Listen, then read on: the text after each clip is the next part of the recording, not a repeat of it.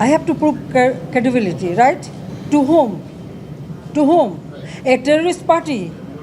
আওয়ামী লীগ ও তাদের সহযোগী দলগুলোর শীর্ষস্থানীয় নেতাদের বিরুদ্ধে আন্তর্জাতিক অপরাধ ট্রাইব্যুনাল বিচার প্রক্রিয়া চলমান রয়েছে। মানবতা বিরোধী অপরাধে তাদের কারো সাজা হলে আজীবন নির্বাচনে অযোগ্য হবেন। এছাড়া অপরাধী সাব্যস্ত হলে ভোটার তালিকা থেকেও তাদের নাম বাদ পড়তে পারে।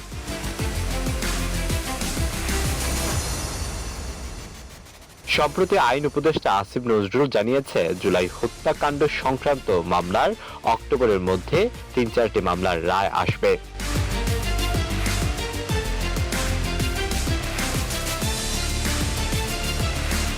এদিকে নির্বাচন ব্যবস্থা সংস্কার কমিশন আইসিটিতে বিচারের রায় হওয়ার আগে অভিযোগ গ্রহণের দিন থেকেই তাদের নির্বাচন অযোগ্য করার পক্ষে।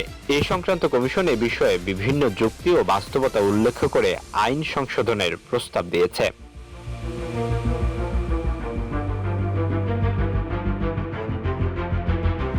গত ১৫ বছরে শেখ হাসিনা সরকারের আমলে বাংলাদেশে সংঘটিত মানবতা বিরোধী অপরাধের ঘটনাকে নৃশংস ইতিহাস আখ্যায়িত করেছে নির্বাচন ব্যবস্থা সংস্কার কমিশন। কমিশন বলছে, ভয়াবহ মানবতা বিরোধী অপরাধের দায়ে তাদের বিরুদ্ধে বিশ্বাসযোগ্য প্রমাণের ভিত্তিতে অভিযোগপত্র গৃহীত হয়েছে। একটি দুর্বৃত্তমূলক বাংলাদেশ সৃষ্টির স্বার্থে তাদেরকে নির্বাচনী অঙ্গন থেকে দূরে রাখার কোনো বিকল্প নেই। কমিশন আরো বলছে, বস্তুত এসব ভয়াবহ অপরাধীদেরকে সংসদ সদস্য হিসেবে নির্বাচিত হওয়ার সুযোগ করে দেওয়া হলো পুরো জাতির, বিশেষত যারা জুলাই গণ অভ্যুত্থানে চরম আত্মত্যাগ করেছেন তাদের রক্তের প্রতি বিশ্বাসঘাতকতার সমতুল্য হবে।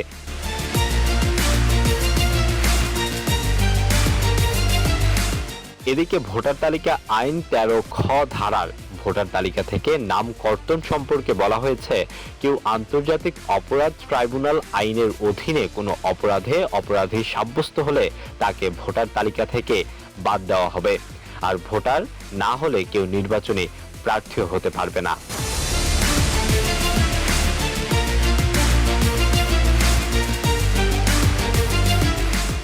আলোয়ান খান, ঢাকা প্রকাশ।